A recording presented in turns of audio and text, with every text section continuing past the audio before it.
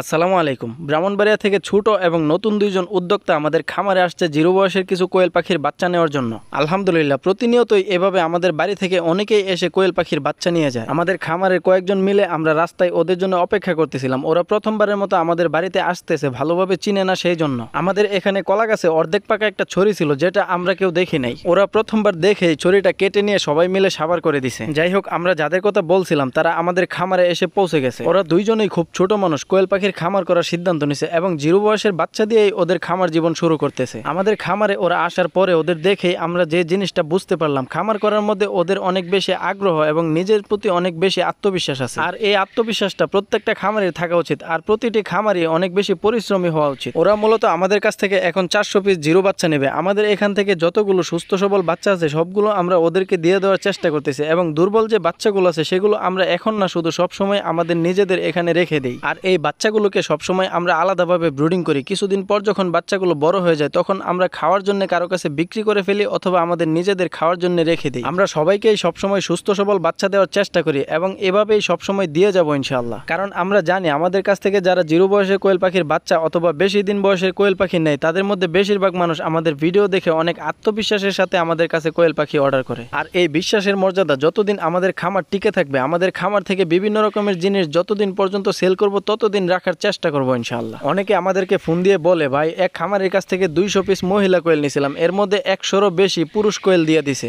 এটা শুধু আপনাদের সাথে না, মাঝে মাঝে আমাদের সাথেও হয়। গত কয়েকটা ভিডিওতে আমি আপনাদেরকে এই বিষয়টা দেখানোর চেষ্টা করছি। গত 2 দিন আগে আমাদের পার্শ্ববর্তী এলাকার একজন ভাই আমাদের খামারে আসছিলেন 30 দিন বয়সী 400 পিস মহিলা কোয়েল নেওয়ার জন্য। আমরা ওনাকে বলে দিছিলাম যে আপাতত আমাদের কাছে বিক্রি করার মতো কোনো কোয়েল পাখি নেই। উনি নিজেও সেটা দেখছিলেন। তারপরেও উনি আমাদেরকে বলতেছিলেন যে ভাই আপনাদের তো পরিচিত অনেকেই আছে, কারো কাছ থেকে আমাকে 400 পিস মহিলা কোয়েল পাখি নিয়ে দেন না। তারপর তাদের সামনেই আমরা একজনকে ফোন দিই। ফোন দেওয়ার পর উনি আমাদেরকে বলে, ভাই ঠিক আছে কোয়েল পাখিগুলো আপনার নিজের হাতে ধরে নেবেন, কিন্তু বাধ্যতামূলক 20% পুরুষ পাখি ওইখানে আপনি ঢুকিয়ে দিবেন, কিন্তু এই বিষয়টা ওরা যেন না জানে। এইবার আপনারা নিজেরাই চিন্তা করেন, আমরা কেন অন্য খামার থেকে এনে কোনো কিছু আপনাদেরকে দিতে চাই না। আমাদের নিজেদের কাছে থাকলে আমরা আপনাদের কাছে বিক্রি করি, না থাকলে আমরা সোজা আপনাদেরকে না করে দিই। যাই হোক, কোয়েল পাখির বাচ্চাগুলো সুন্দরভাবে ওদের গুছিয়ে দেওয়ার পর ওদেরকে আমরা ব্রুডিং এর সবকিছু বুঝিয়ে দিতেছিলাম, কারণ ওরা এর আগে পরে কখনো কোয়েল পাখি পালন করে নাই। সবকিছু বুঝিয়ে দেওয়ার পরেও ওদেরকে আমি বলতেছিলাম যে ভাই তোমাদের যে কোনো সময় যে কোনো দরকারে আমাকে ফোন দিও, তোমরা যেহেতু নতুন কোনো কিছু বুঝো না, সবকিছু আমি শিখিয়ে দেবো ইনশাআল্লাহ। আর আমরা সবাইকে মোটামুটি সময় দেওয়ার চেষ্টা করি, কিন্তু কিছু কিছু মানুষ আছে রাত 1টা 2টা বাজে ফোন দিয়ে বলে, ভাই কোয়েল পাখির বাচ্চা আছে, কোয়েল পাখি আছে।